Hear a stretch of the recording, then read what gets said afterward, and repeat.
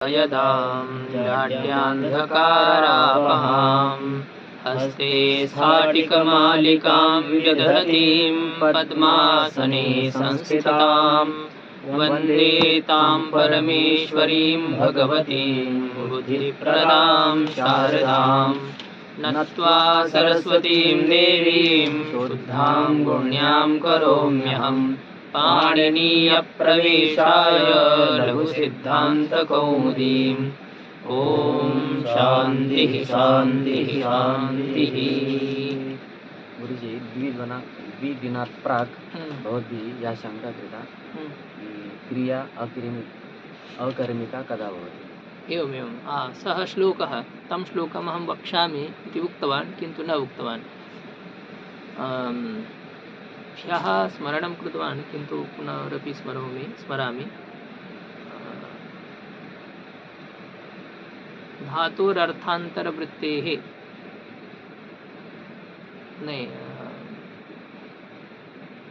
अर्थान्तरवृत्तेः धात्वर्थेनोपसंग्रहात् प्रसिद्धेरविवक्षातः भवन्त्यकर्मिकाः क्रियाः तस्य प्रारम्भः तस्मिन् दिने अपि उक्तवान् अहं, किन्तु इदानीं स्मरन् अस्मि ईषद्। धातोरर्थान्तरवृत्तेः धात्वर्थेनोपसंग्रहात् प्रसिद्धेरविवक्षातः भवन्त्यकर्मिकाः क्रियाः। धातोः अर्थान्तरवृत्तेः, धातुः यदि अन्यस्मिन् अर्थे वर्तते, तस्मिन् दिने उदाहरणमपि अहं दत्तवान्, तथा वहति इति धातुः वहनम् इत्यस्मिन् अर्थे भारं वहति इति अर्थः भवति चेत् सः धातुसकर्मकः, किन्तु केवलं गङ्गा प्रवहति अत्र स धातु अकर्मकः भवति। अर्थान्तरवृत्तेः अन्यस्मिन् अर्थे, एकस्मिन् अर्थे धातुसकर्मकः, अपरस्मिन् अर्थे धातु अकर्मकः। यथा पचति, ओदनं पचति, फलं पचति, भेदः वर्तते। फलं पचति इत्यत्र कर्ता कः वर्तते? फलमेव कर्ता, फलं स्वयं पक्वं भवति, अयम् अर्थः। फलं पचति इत्यत्र पच धातु अकर्मकः वर्तते, यतः तस्य अर्थः वर्तते स्वयं पक्वभवनं। किन्तु तण्डुलान् पचति, अत्र पच धातोः अर्थः वर्तते तस्य सिद्धीकरणम्, अपक्वतण्डुलान् पक्वीकरणं, सः भवति पच धातोः अर्थः। इत्युक्ते पकाना यदि अर्थः भवेत् पच धातोः, तदा सः सकर्मकः भवति। पकना अयम् अर्थः भवेत् चेत् सः एव धातुः अकर्मकः भवति। तपति, तपाना, तपना। धातोः अर्थान्तरवृत्तेः धात्वर्थेनोपसंग्रहात्, धातोः अर्थेन एव यदि उपसंग्रहः भवति कर्मणः धातोः अर्थे एव संग्रहः भवति, तदा धातुः अकर्मकः भवति। यथा जीवप्राणधारणे, अत्र जीवति अस्य धातोः कर्म किं?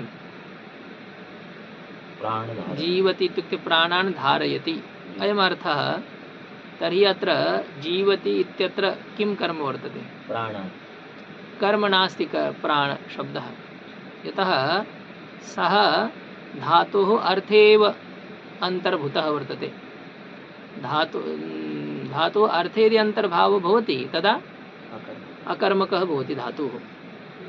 इतोपि उदाहरणानि तत्र सन्ति एव तृतीयखण्डे, ततोपि अहम् एकमेकं स्मरामि इदानीं। जीवप्राणधारणे, गात्रविक्षेपे, नृत्यति, अयं धातु अकर्मकः भवति। गात्रान् विक्षिपति, गात्रम् इति कर्म न भवति तत्र, यतः धातोः अर्थस्वरूपः एव वर्तते। नृत्यति अस्य पदस्य कः अर्थः? गात्राणि अङ्गानि विक्षिपति, चालयति इति अर्थः भवति। अतः अत्र यत् अङ्गम् इति कर्म प्रतिभाति तत् कर्म नास्ति, यतः तस्य धातोः अर्थे एव अन्तर्भावः वर्तते। धात्वर्थेन उपसंग्रहात्, धातोः अर्थेन यदि कर्मणः संग्रहः भवति, अन्तर्भावः भवति, ग्रहणं भवति, तदा अकर्मिका क्रिया क्रिया अकर्मिका भवति इत्युक्ते सः धातु अकर्मकः। तृतीयं कारणं वर्तते प्रसिद्धेः। प्रसिद्धाः केचन धातवः अकर्मकाः धातवः सन्ति। लज्जा सत्ता स्थिति जागरणं वृद्धि क्षय भय जीवित मरणं शयन क्रीडा रुचिदीप्त्यर्थं धातुगणं तम अकर्मकम् आहुः इति अर्थवन्तः धातवः। सत्तार्थकाः धातवः, क्रीडार्थकाः धातवः, शयनार्थकाः धातवः इति एते धातवः प्रसिद्धे एव अकर्मकाः सन्ति। एतेषां कर्मणः वर्तते। तृतीयं कारणं। चतुर्थं वर्तते अविवक्षातः। यदि कर्मणः विवक्षा न वर्तते, कर्म अस्ति किन्तु तस्य यदि विवक्षा न भवति तदापि सः धातु अकर्मकः भवति। यथा कश्चन विवाहितः वर्तते किन्तु यदि ऋषिकेशे आगत्य उपविशति, तिष्ठति, निवसति, वस्त्राणि धारयति, श्वेतवस्त्राणि भवतु नाम काषायवस्त्राणि अपि धारयति, तदा सः महात्मवत् एव अत्र दक्षिणादिकं लभते, प्राप्नोति।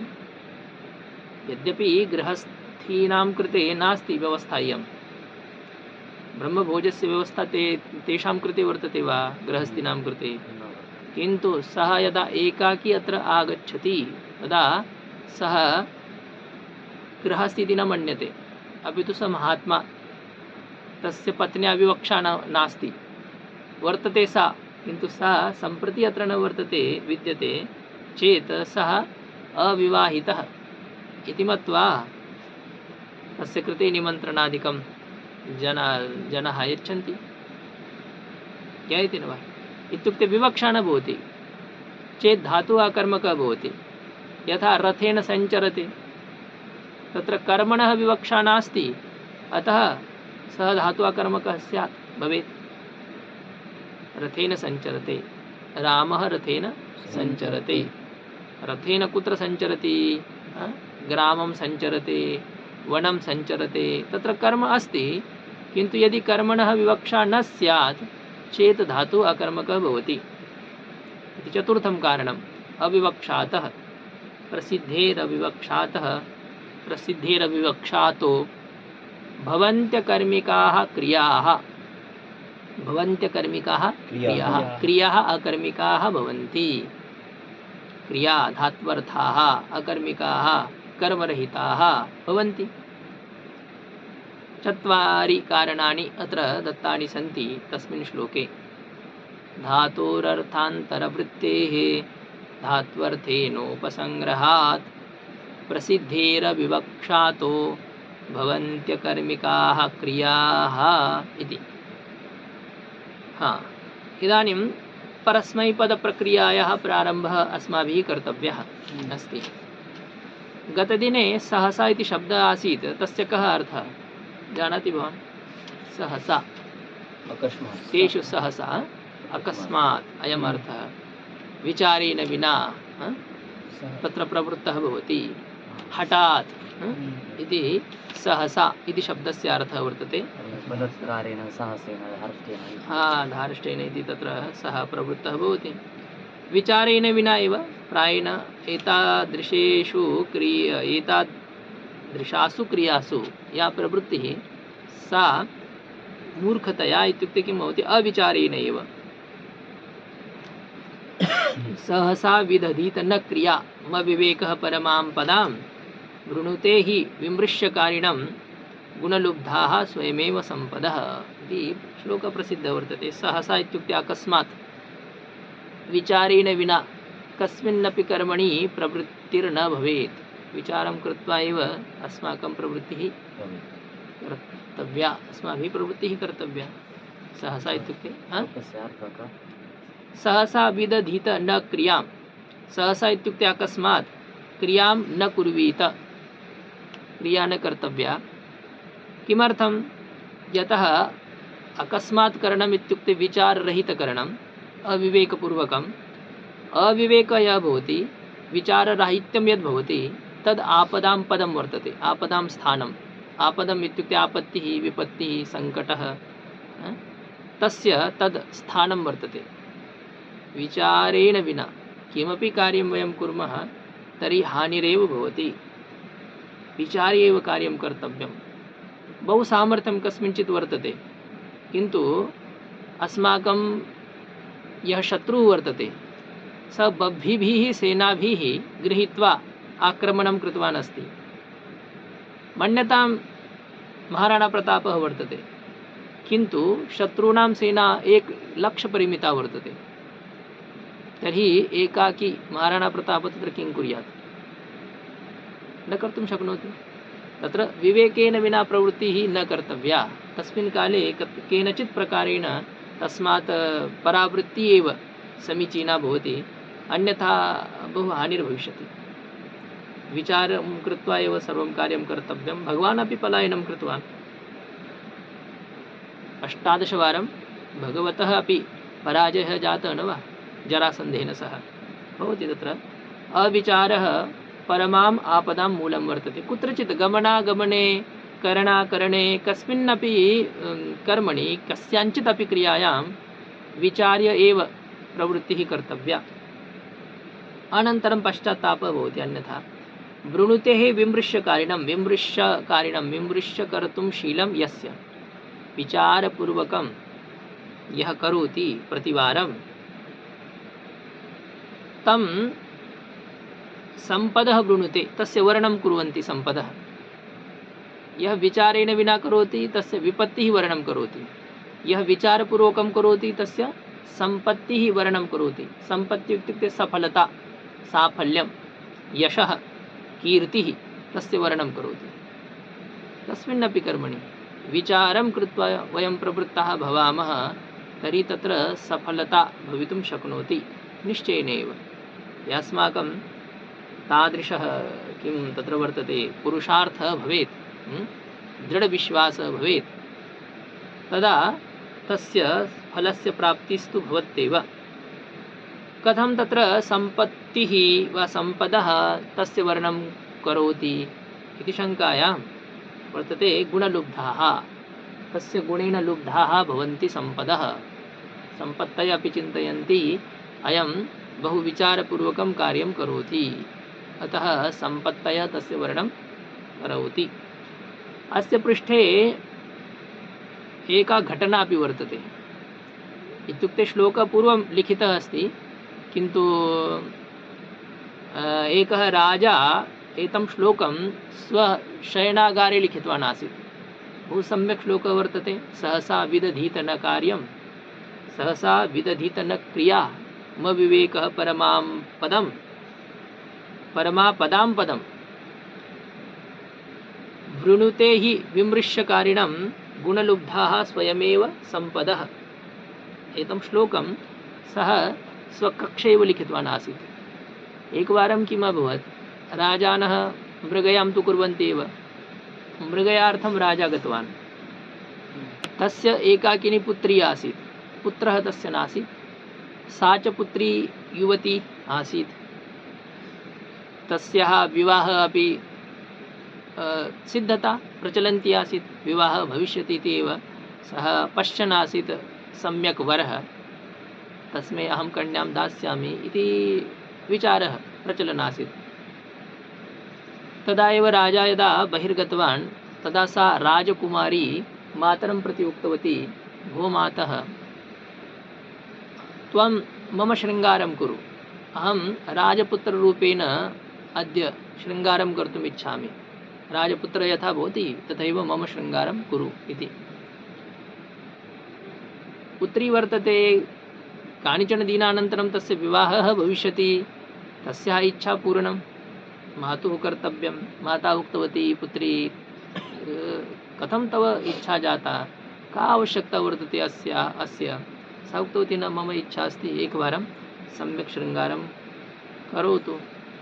तदा माता किं कृतवती, वस्त्राणि तु तत्र किं न्यूनानि वर्तन्ते वा, राजा एव स, लघुराजा अपि भवतु, किन्तु ततोपि यदि वयं भारतदेशस्य विचारं कुर्मः 450 वर्षात् पूर्वम्, इतोपि एतावत् पूर्वगमनस्य अपि आवश्यकता नास्ति। 200 वर्षात् पूर्वमेव आङ्ग्लानां भारतागमनात् प्राक् या अस्माकं सम्पत्तिः आसीत् सामान्यराज्ञः समीपमपि बहु सम्पत्तिः वर्तते स्म, बह्वी सम्पत्तिः आसीत्, सर्वं सुवर्णमयमेव। पात्राणि तु राज्ञां भोजनस्य कृते अन्यानि अपि सर्वाणि पात्राणि सुवर्णस्य भवन्ति स्म। यथा कृतयुगे जनाः सुवर्णस्थाल्यामेव भोजनं कुर्वन्ति, त्रेतायां रजतस्थाल्यां भोजनं कुर्वन्ति, द्वापरयुगे ताम्रपात्रे जनाः भोजनं कुर्वन्ति स्म, कलियुगे यस्यां कस्याञ्चित् पात्रे स्थाल्यां यस्मिन् कस्मिंश्चित् पात्रे भोजनं कुर्वन्ति जनाः इति कलियुगस्य प्रसङ्गे उक्तमस्ति। बहु आग्रहे सति माता तस्याः शृङ्गारं कृतवती, पुत्ररूपेण श्मश्रूणां योजनां कृतवती सम्यक् प्रकारेण। तथा भवन्ति न वा, चोटीवाला वर्तते स कथं भवति तत्र, तथैव शृङ्गारं कृतवती। बहु समयपर्यन्तं शृङ्गारे कृते सति सर्वे इत्थमेव दृष्ट्वा वदन्ति स्म अयं कश्चन राजकुमारः वर्तते इत्येव तेषां धारणा जाता। बहु समयपर्यन्तं शृङ्गारः चलितः। रात्रौ किम् अभवत्, सा शयालुः जाता, इत्युक्ते किं, तस्य शयनस्य इच्छा जाता। तदा सा स्वमातुः एव किं तत्र वर्तते पर्यङ्के शयनं कृतवती। शृङ्गारः तस्य राजपुत्रस्य आसीत्, तत्रैव शयनं कृतवती। माता अपि तस्याः समीपमेव शयनं कृतवती। पुत्री वर्तते, पुत्र्या सह शयनं किम् अनुचितं वा, शयनं तत्र कृतवती। ईषत् कालानन्तरं राजा आगतवान्। यदा राजा आगतवान्, स दृष्टवान्, सः तु न जानाति स्म इयं मम पुत्री एव वर्तते, तस्याः एव राजकुमाररूपेण शृङ्गारः कृतः अस्ति।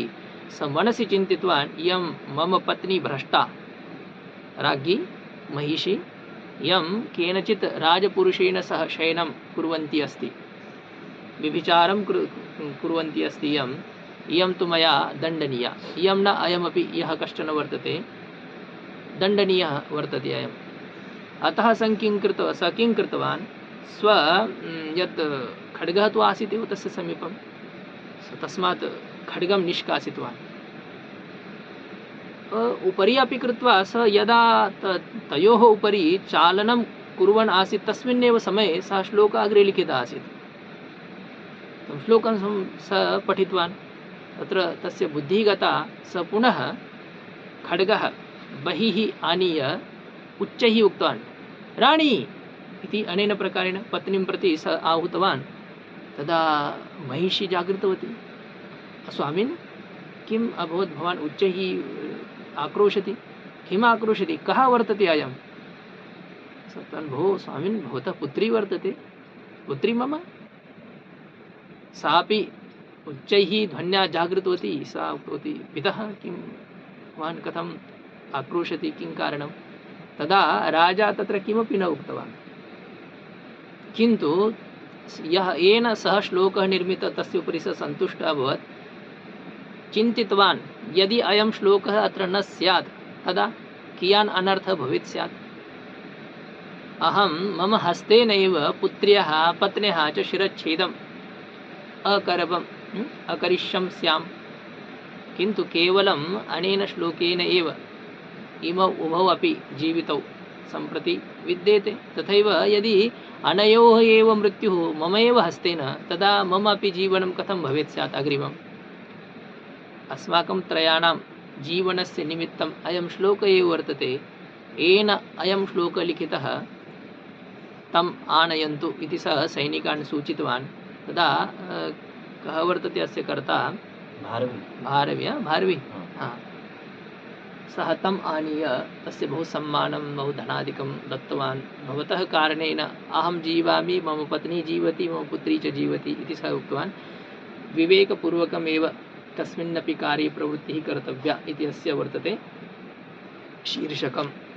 कुत्रापि विवेकेन विना, विचारेण विना प्रवृत्तिः न कर्तव्या। चलामः अग्रे। परस्मैपदप्रक्रिया। अथ परस्मैपदप्रक्रिया। आत्मनेपदप्रक्रियायाः अनन्तरं परस्मैपदप्रक्रियायाः प्रारम्भः क्रियते।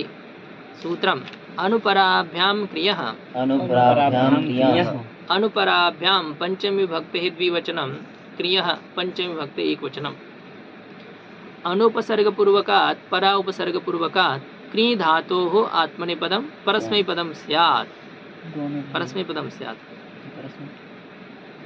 अयं धातुः तु उभयपदी वर्तते किन्तु यदि उपसर्गद्वयपूर्वकः इत्युक्ते अनयोः उपसर्गयोः मध्ये कश्चन उपसर्गः पूर्वं वर्तते अन्यतरः उपसर्गः पूर्वं वर्तते चेत् क्री धातोः परस्मैपदं स्यात् अन्यतरः उभयोः मध्ये एकः वा उभौ उपसर्गौ भवतां ततोपि क्री धातोः परस्मैपदमेव भवति परस्मैपदं यद्यपि प्राप्तं किन्तु कर्तृगामिनी क्रियाफले अपि क्री धातोः परस्मैपदम् एव स्यात् स्वरितञ्यितकर्तृभिप्राये क्रियाफले सूत्रेण यत्र आत्मनेपदं प्राप्तं तत्रापि उपसर्गद्वय पूर्वकात् क्री धातोः परस्मैपदम् एव स्यात् तथा च गन्धनादौ अर्थे क्री धातोः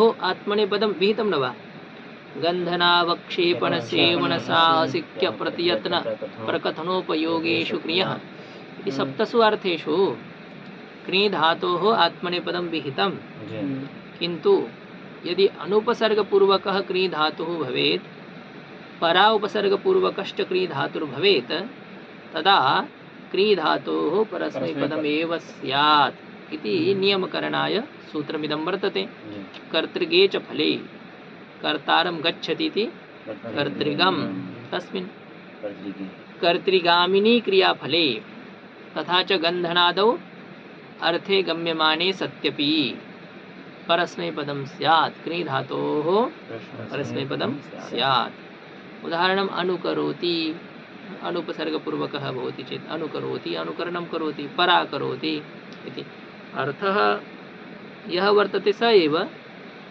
किन्तु यदि उपसर्गद्वयपूर्वकः भवति चेत् अस्मात् धातोः परस्मैपदस्य एव प्रयोगः कर्तव्यः इति नियमः अनेन क्रियते परस्मैपदं पूर्वं प्राप्तं न वा पूर्वं प्राप्तमेव किन्तु अनेन नियमः क्रियते वस्तुदृष्ट्या कुत्रचित् न प्राप्तं कर्तृगामिनी क्रियाफले परस्मैपदं प्राप्तं न प्राप्तं गन्धनादौ फले परस्मैपदं प्राप्तं तत्र अप्राप्तं परस्मैपदं यत्र च प्राप्तं तत्र तु नियमः यदि अनुकरोति पराकरोति अत्र कर्तृगामिनी क्रियाफलं न स्यात् कर्तृगामी क्रियाफलं न भवेत् गन्धनादि अर्थः न भवेयुः तदा अत्र परस्मैपदं प्राप्तं तदा परस्मैपदं प्राप्तं अनेन नियमः कृतः इत्युक्ते किं भवति अत्र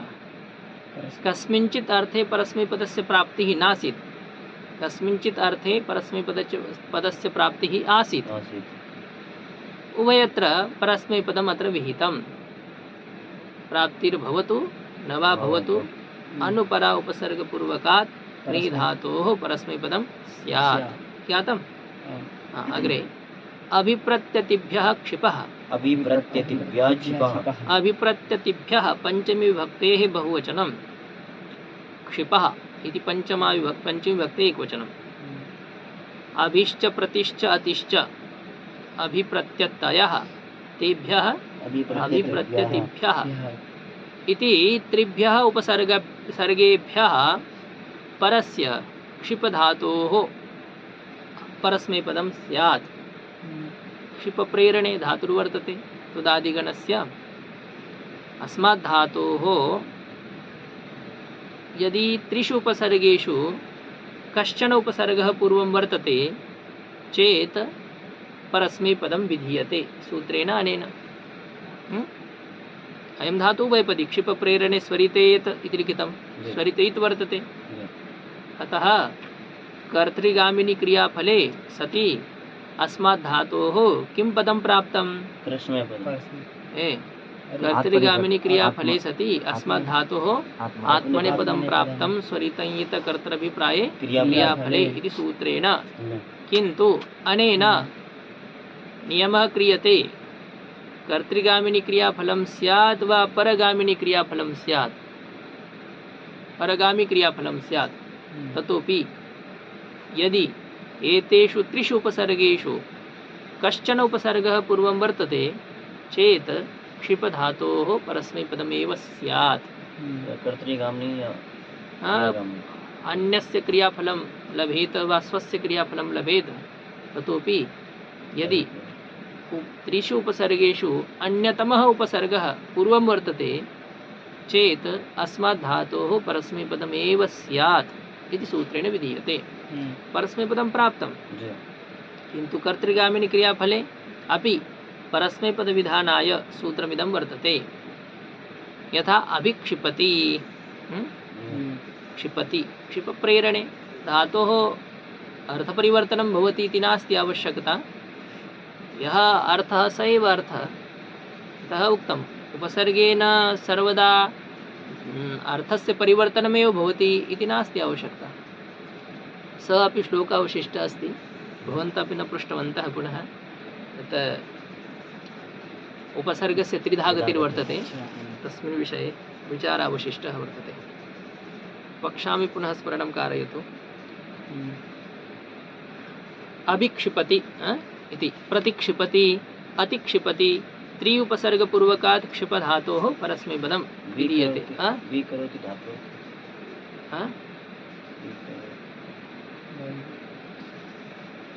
तदेव अनेन सामान्यरूपेण न भवति, स्मरणेन सर्वथा स्मरणम् अपेक्षते। इदानीम् अहं सर्वथा विस्मृतः अस्मि तस्मिन् विषये। श्लोकं बहु पूर्वं तदपि दृष्ट्वा एव उक्तवान् आसम्। तत्र वर्तते कुत्र आप्टेकोशे सः दत्तः अस्ति श्लोकः। उपसर्गस्य त्रिविधा गतिः, यथा रेफस्य त्रिविधा गतिर्वर्तते तथैव उपसर्गस्यापि किं कार्यं करोति उपसर्गः तस्मिन् विषये। अभिक्षिपति प्रक्षिपति प्रेरयति अयमेव अर्थः अस्य। प्रक्षिपति इत्यस्य अर्थः तु प्रक्षेपः भवति, त्यागः भवति, किन्तु अत्र तु अभिक्षिपति इत्युक्ते प्रेरयति, सन्निकटं प्रेरयति इति भवति। प्रेरणाकरणम् इत्युक्ते त्यागः तु न भवति न वा, अर्थभेदः वर्तते। प्राद्वहः प्रात् इति पञ्चमी विभक्ते एकवचनं, वहः इत्यपि पञ्चमी विभक्ते एकवचनं। प्र उपसर्गपूर्वकात् वह प्रापणे धातोः परस्मैपदं स्यात्। अयमपि धातुः स्वरितेत् वर्तते। वह प्रापणे धातुः वादिगणे वर्तते, वहति वहते इति उभयपदी वर्तते। अस्मात् परस्मैपदं विधीयते। एकं तु करणं हस्तेन चालयसि वा श्मश्रून् चालयसि, किम् अधः स्थापय हस्तं। प्राद्वहः प्रवहति, प्र उपसर्गपूर्वकात् वह धातोः परस्मैपदे सति प्रवहति। गंगा प्रवहति, यदि गंगा प्रवहते तर्हि असाधु प्रयोगः अत्र। प्रवहते न प्रवहति। हाँ, गंगा वहते इति साधुः प्रयोगः, किन्तु प्र उपसर्गपूर्वकात् वह धातोः परस्मैपदं भवेत् इति अनेन परस्मैपदं स्यात् सूत्रेण विधीयते। परेर्मृषः परेः इति पञ्चमी विभक्ते एकवचनं।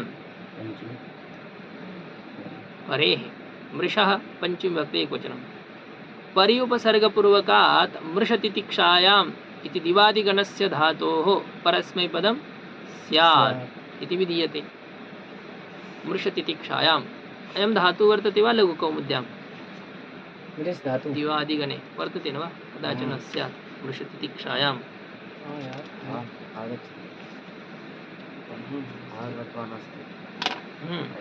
उभयपदी वर्तते, मृष्यति मृष्यते। तितिक्षायां सहनम् इत्यस्मिन् अर्थे वर्तते अयं सहनं सर्वद्वन्द्वानां। यदि परि उपसर्गपूर्वकः भवति मृषधातुः तदा अस्मात् धातोः परस्मैपदं भवति। परिमृश्यति परिमृश्यति। अत्र अर्थम् अहं लिखितवान् अस्मि, असूयां करोति ईर्ष्यां करोति इति। तथैव भवेत् उपसर्गबलेन तथैव धात्वर्थः चेत् भवितुं शक्नोति। अन्यथा मृष्यति इत्यस्य अर्थः तु सहते, सहनं करोति, तितिक्षते। परितः सहनं करोति। हाँ इति वस्तुदृष्ट्या अर्थः भवेत्, किन्तु भवति उपसर्गबलेन धातोः अर्थपरिवर्तनं परिमृश्यति। व्याङ् परिभ्यो रमः, व्याङ् परिभ्यो रमः, व्याङ् परिभ्यः पञ्चमी विभक्तेः बहुवचनं, रमः पञ्चमी विभक्तेः एकवचनं।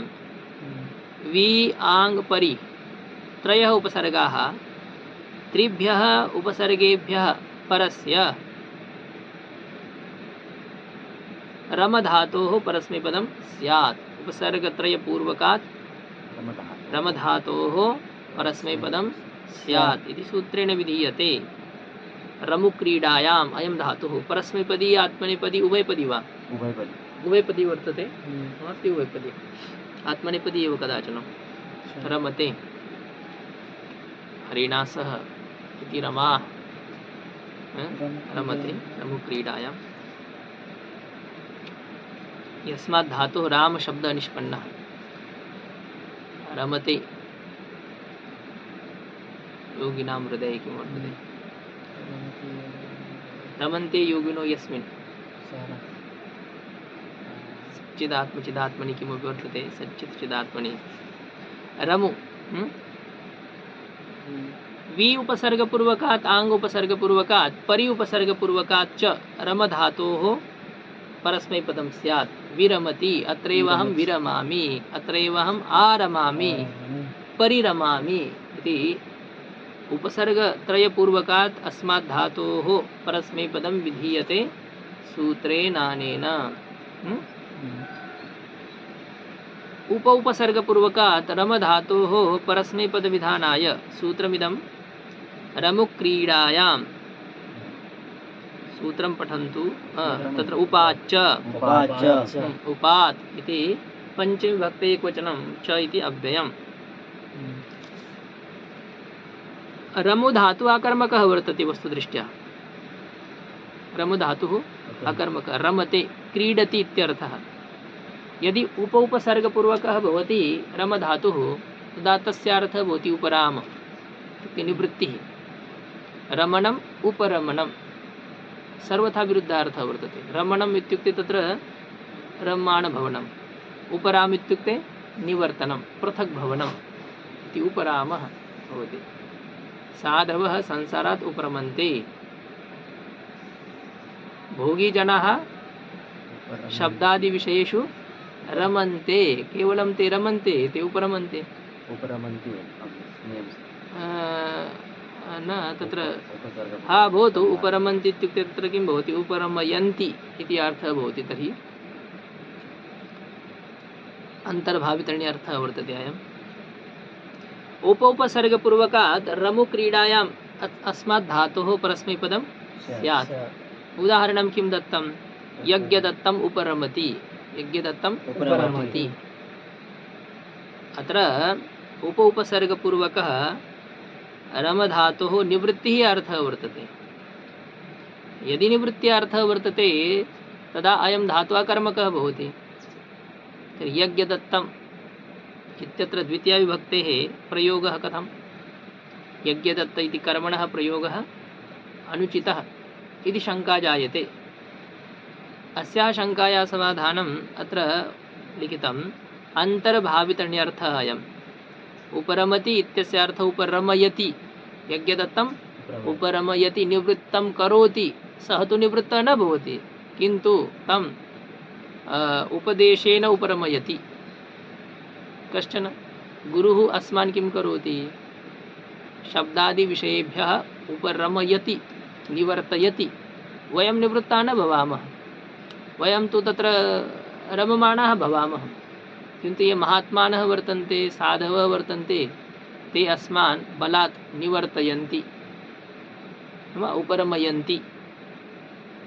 यथा प्रवर्तयन्ति तथैव निवर्तयन्ति, निवृत्तिं कारयन्ति अस्माकं।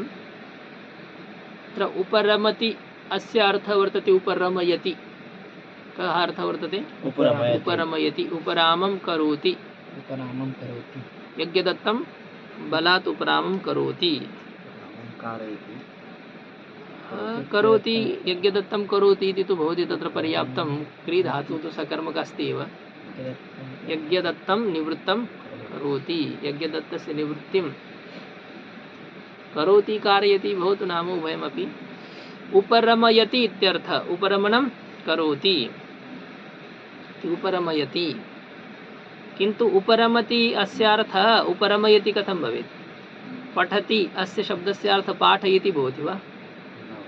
पठति इत्युक्ते स्वयं पठति, न तु पाठयति। पश्यति अस्य अर्थः दर्शयति भवति वा? शृणोति अस्य अर्थः श्रावयति भवति वा? तर्हि अत्र उपरमति अस्य उपरमयति इति अर्थः कथं भवति? तर्हि उच्यते अन्तर्भावितण्यर्थः अयम्। अयं रमधातुः कीदृश वर्तते अत्र? अन्तर्भावितण्यर्थः। अन्तर्भावितः टिप्पण्यां लिखितं स्वार्थत्वेन अङ्गीकृतः ण्यर्थः प्रयोजकव्यापारः येन। येन किं कृतं? स्वार्थत्रयं प्रयोजकव्यापारः स्व अर्थरूपेण स्वीकृतः। हस्तम् अधः स्थापयतु। अन्तर्भावितः स्वार्थत्वेन स्वीकृतः, स्वार्थरूपेण स्वीकृतः। ज्ञातम्? अन्तर्भावित इत्युक्ते स्वार्थरूपेण स्वीकृतः। अर्थः नास्ति। रमधातोः प्रयोजकव्यापारः अर्थः वर्तते वा? न वर्तते। यतः णिचि प्रत्ययकृति कृते सत्येव भवति प्रयोजकव्यापारः अर्थः। हेतुमति च सूत्रेण यदा णिच् प्रत्ययः क्रियते तदा प्रयोजकव्यापारः अर्थः आगच्छति। अत्र तु णिच् प्रत्ययः न वर्तते। णिच् प्रत्ययः नास्ति, किन्तु णिच् प्रत्ययस्य अर्थः अत्र स्वार्थरूपेण स्वीकृतः अस्ति। स्वस्य अर्थरूपेण अयं धातुः स्वीकृतवान्। अन्तर्भावितः स्वस्य अर्थरूपेण स्वीकृतः। ज्ञायते न वा?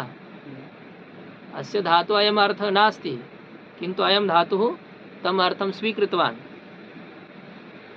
णिच् प्रत्ययस्य अर्थं स्वीकृतवान्। अन्तर्भावितः इत्युक्ते स्व अर्थरूपेण स्वीकृतः, स्वस्य अर्थरूपेण स्वीकृतः। स तस्य अर्थः न वर्तते, किन्तु अयं धातुः स्वीकृतवान्। कं स्वीकृतवान्? ण्यर्थं स्वीकृतवान्। स्वस्य अर्थरूपेण स स्वीकृतवान्। कं स्वस्य अर्थरूपेण स्वीकृतवान्? ण्यर्थं।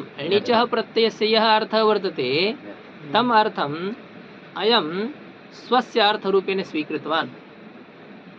मम यद्वस्तु नास्ति, किन्तु अहं तद्वस्तु मम रूपेण स्वीकरोमि। यथा सागरस्य जङ्गमवाणीम् अहं नयामि कुत्रचित्। हे, मम जङ्गमवाणी कुत्र अस्ति? भवान् मम जङ्गमवाणीं किमर्थं गृहीतवान्? अहं वदामि, वदामि न वा?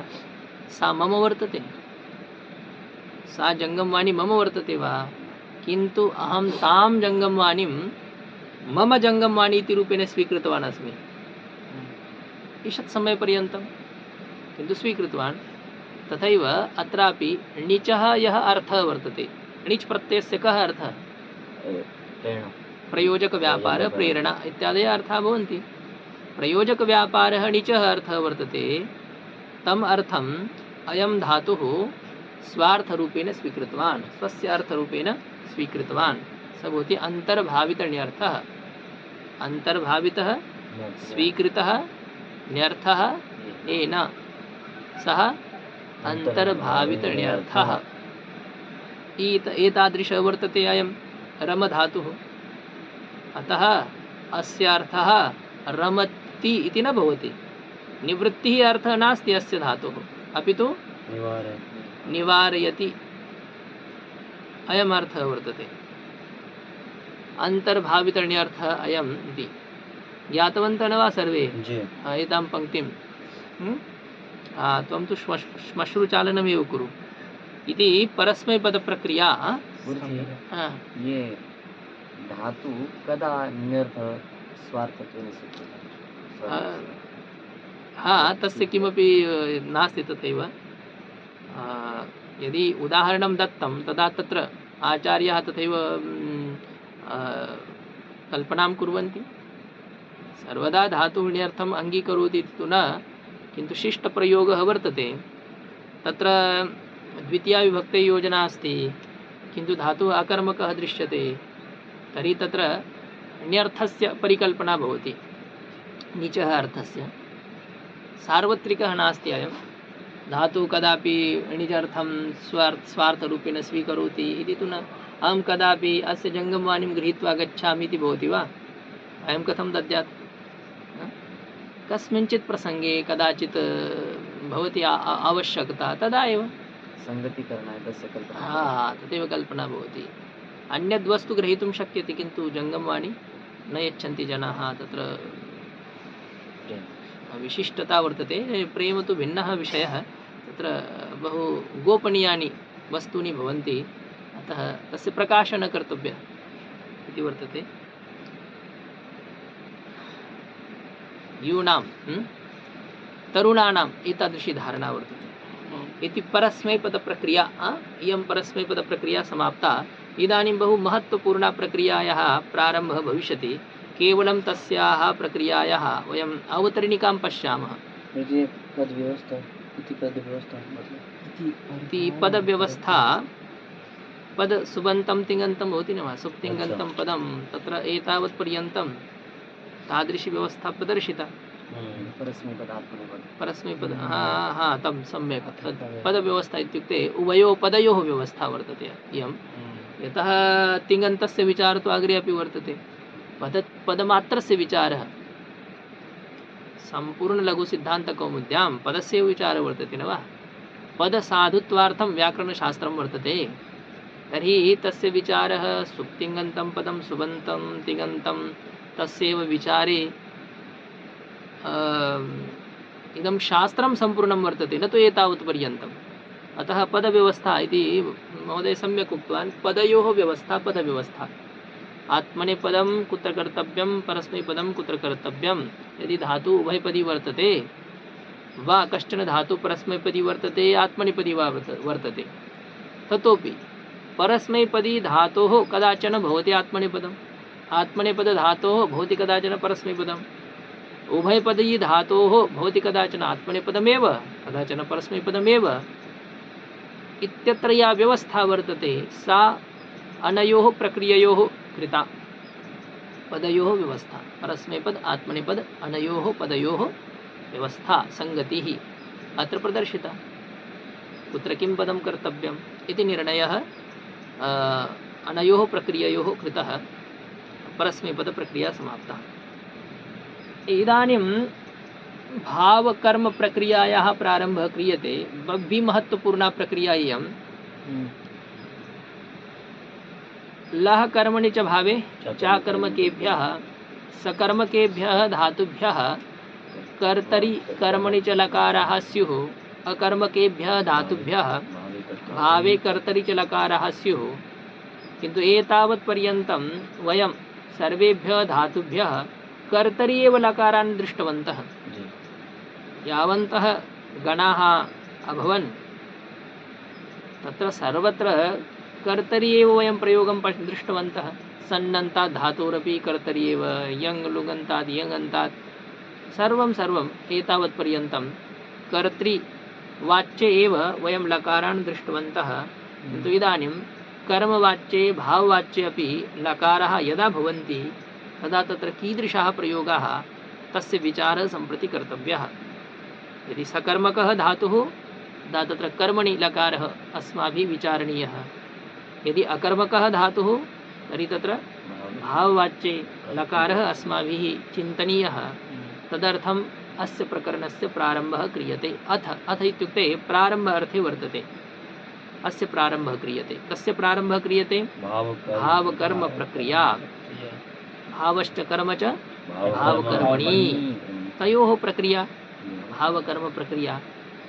तयोः सम्बन्धिनी या प्रक्रिया वर्तते, तयोः प्रतिपादिका या प्रक्रिया वर्तते सा भावकर्म प्रक्रिया वर्तते।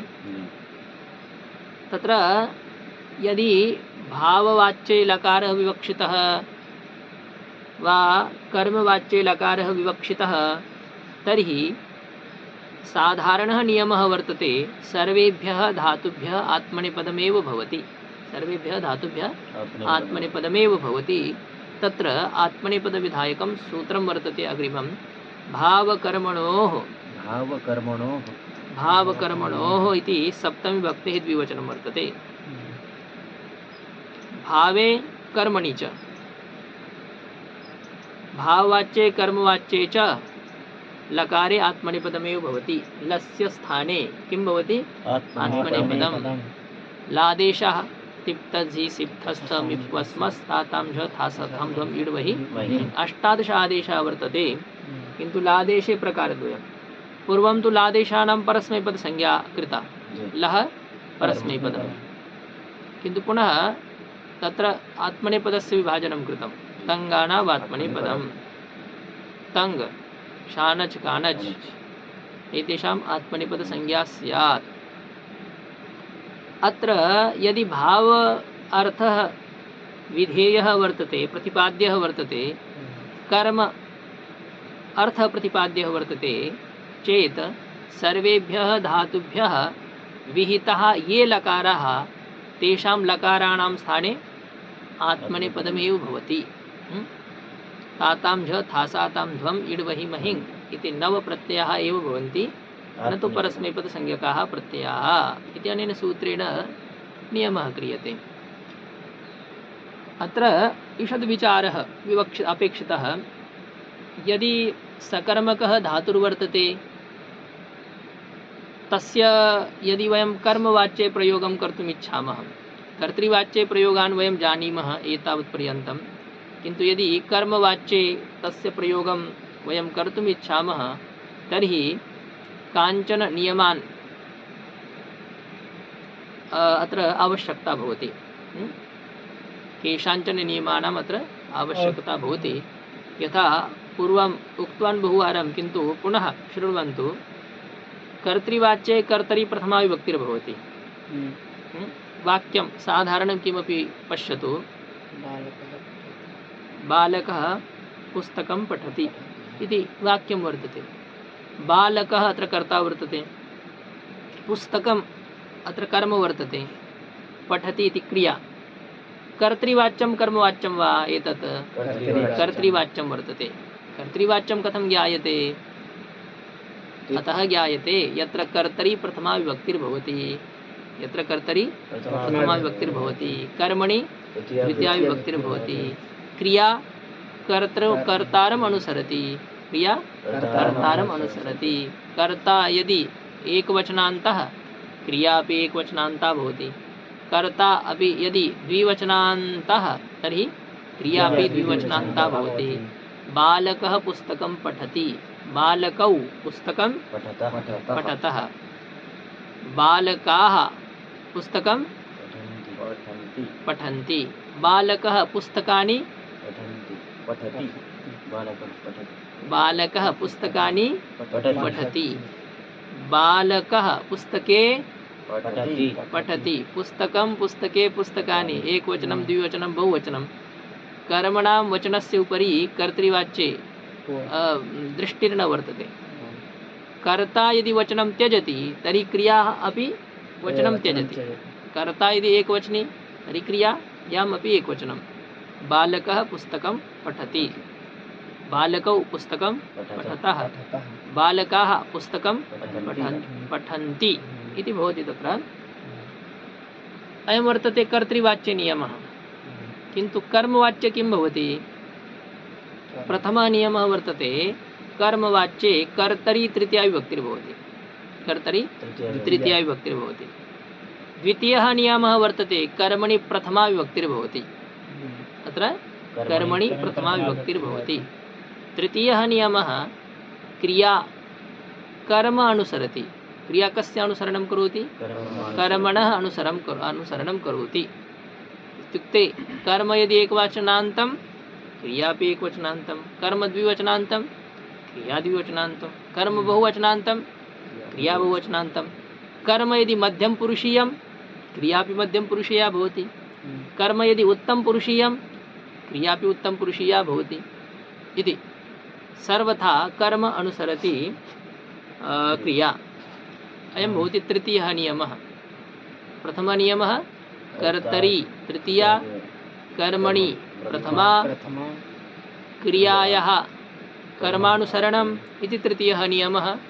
चतुर्थः नियमः अत्र उक्तः सर्वेभ्यः धातुभ्यः आत्मनेपदम्। परस्मैपदस्य धातुर्भवतु आत्मनेपदस्य धातुर्भवतु उभयपदी वा धातुर्भवतु कर्मवाच्ये भाववाच्ये वा सर्वेभ्यः धातुभ्यः आत्मनेपदमेव भवति इति नियमः। चतुर्थः नियमः।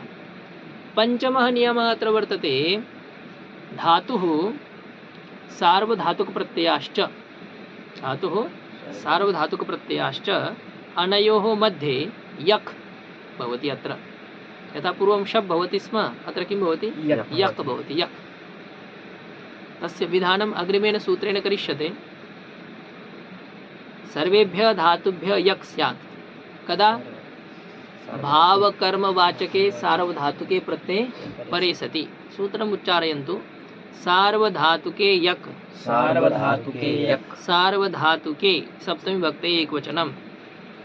यक् इति प्रथमा विभक्तेः एकवचनं। सार्वधातुके कीदृशे सार्वधातुके? भावकर्मवाचिनी सार्वधातुके। कर्तृवाचिनी सार्वधातुके न। सार्वधातुकम् इत्युक्ते सार्वधातुकं जानाति भवान्? किं सार्वधातुक लकार। सार्वधातुक इत्युक्ते किंचित् सार्वधातुक। तिङ्क्षित् सार्वधातुकं। तिङ् प्रत्ययः षित् प्रत्ययः सार्वधातुकसंज्ञकाः भवन्ति। तिङ् प्रत्ययानाम् अर्थः कति अर्थाः वर्तन्ते? तिङ् प्रत्ययानां त्रयः अर्थाः वर्तन्ते। जानाति भवान्? त्रयः अर्थाः तिङ् प्रत्ययानां भवान् जानाति? तिङ् प्रत्ययानां त्रयः अर्थाः। कर्ता कर्म भाव। कर्तृवाच्यं कर्मवाच्यं भाववाच्यम् इति तिङ् प्रत्ययानां त्रयः अर्थाः भवन्ति। तत्र यदि कर्ता अर्थः वर्तते सार्वधातुकप्रत्ययानां तत्र न भवति यक् प्रत्ययः। तत्र धातोः यक् इति प्रत्ययः न भवति, सार्वधातुकप्रत्यये परे सति। तर्हि कदा भवति यक् प्रत्ययः? भाववाचके सार्वधातुकप्रत्यये परे सति, कर्मवाचके सार्वधातुकप्रत्यये परे सति। यदा सार्वधातुकप्रत्ययानां वाच्यं कर्म भवति अथवा भावः भवति तदा तादृशे भावकर्मवाचके सार्वधातुकप्रत्यये परे सति धातोः कः प्रत्ययः भवति? यक् भवति। पश्यन्तु धातोः यक् स्यात् भावकर्मवाचिनी सार्वधातुके। भावश्च कर्म च भावकर्मणि वक्तुं शीलं यस्य सार्वधातुकस्य तत् सार्वधातुकं वाची। तस्मिन् वाचिनि भाववाचकं सार्वधातुकं कर्मवाचकं सार्वधातुकं यदि परे भवति चेत् धातोः यक् भवति इति सूत्रेण विधीयते। अयं वर्तते पञ्चमः नियमः। धातोः सार्वधातुकप्रत्ययानां मध्ये यक् प्रत्ययः भवति इति। तो केवलं सार्वधातुकप्रत्यये परे सत्येव। यदि तिङ् प्रत्ययानां स्थाने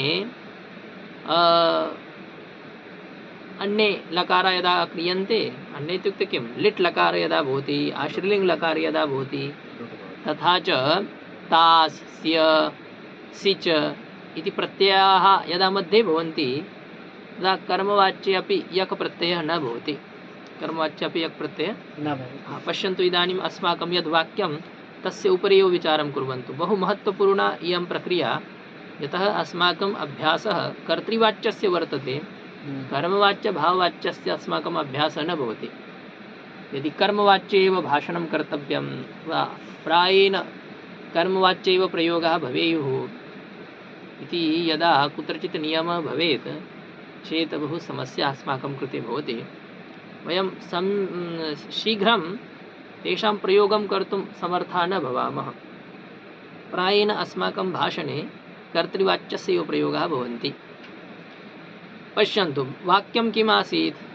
बालकः पुस्तकं पठति।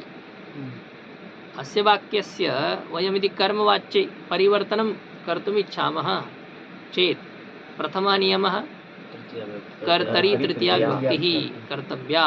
बालकः इत्यत्र कः प्रयोगः भवेत्? बालकेन इति भवति। ज्ञातं?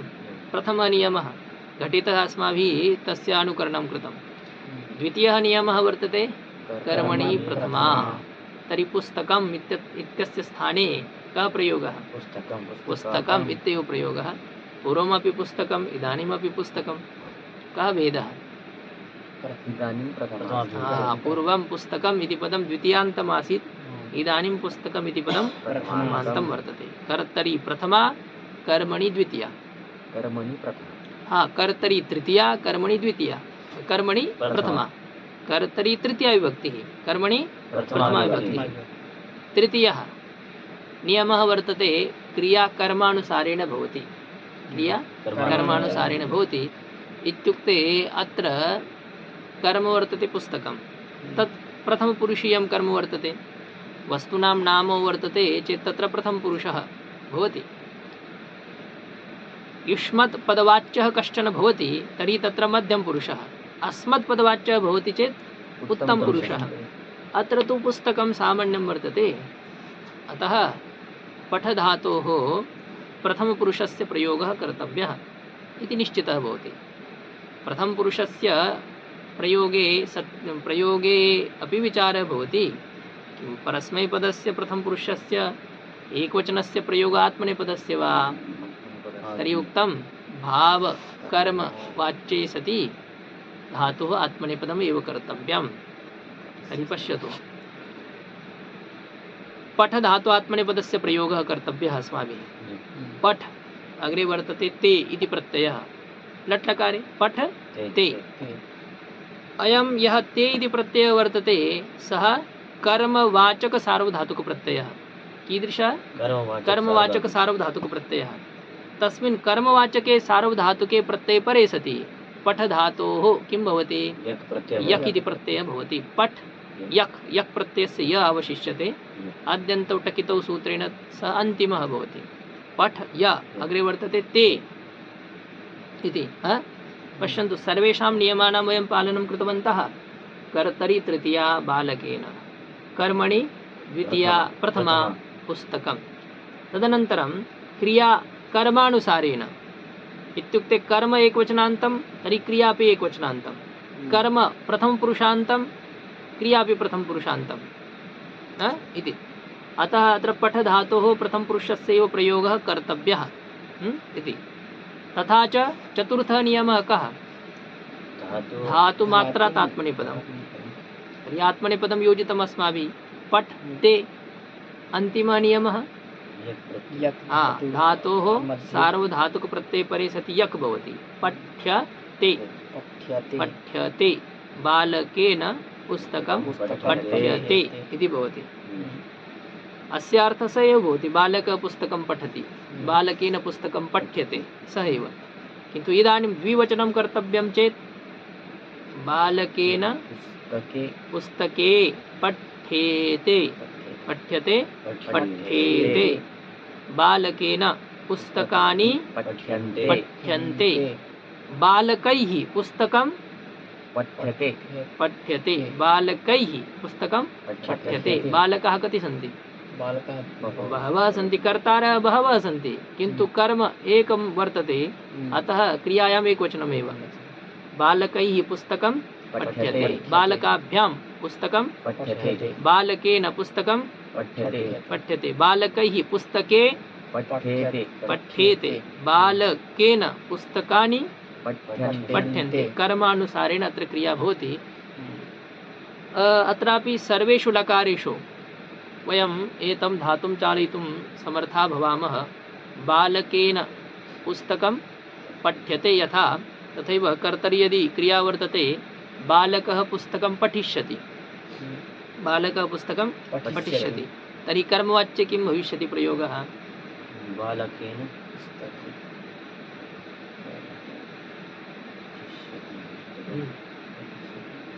पठिष्यति, बालकेन पुस्तकं पठिष्यते बालकेन पुस्तकं पठिष्यते इति बालकेन पुस्तकानि पठिष्यन्ते बालकेन पुस्तके पठिष्येते लृट् लकारे लङ् लकारे बालकः पुस्तकम् अपठत् बालकः पुस्तकम् अपठत् कर्मवाच्ये बालकेन पुस्तकम् अपठ्यत अपठ्यत बालकेन पुस्तकम् अपठ्यत बालकेन पुस्तके अपठ्येताम् बालकेन पुस्तकानि अपठ्यन्त बालकेन पुस्तकानि अपठ्यन्त इति सर्वेषु लकारेषु अनेनैव प्रकारेण अस्य प्रयोगः भवितुं शक्नोति। अद्य तु केवलं वयं प्रथमपुरुषस्य विचारं कृतवन्तः। श्वः पुनः ईषद् दर्शयिष्यामि यत् मध्यमपुरुषस्य प्रयोगः कथं भवति कदा भवति कर्मवाच्ये।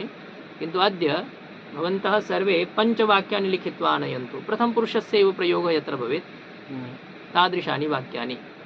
रामः ग्रामं गच्छति रामेण ग्रामः गम्यते। तदनन्तरं किं वर्तते सागरः फलं खादति सागरेण फलं खाद्यते। तथा च रामः मयूरं पश्यति रामेण मयूरः दृश्यते इति एतादृशानि पञ्चवाक्यानि लिखित्वा आनयन्तु यत्र पूर्वं कर्तृवाच्यं तदनन्तरं कर्मवाच्यं। तथा च लट् लकारः अपि भवेत् लृट् लकारः लङ् लकारः इति एतेषु त्रिषु लकारेषु यदि अन्यत् प्रयोगः भवेत् अन्यः प्रयोगः तर्हि चलेत्। अनेन प्रकारेण त्रीणि पञ्चवाक्यानि लिखित्वा आनयन्तु। कर्तृवाच्ये पञ्चवाक्यानि कर्मवाच्ये पञ्चवाक्यानि इति 10 वाक्यानि भवेयुः। यतः अस्य बहु महत्त्वपूर्णता वर्तते आवश्यकता वर्तते। अतः ओम पूर्णमदः पूर्णमिदं पूर्णात् पूर्णमुदच्यते पूर्णस्य पूर्णमादाय पूर्णमेवावशिष्यते। ओम शान्ति शान्ति शान्ति।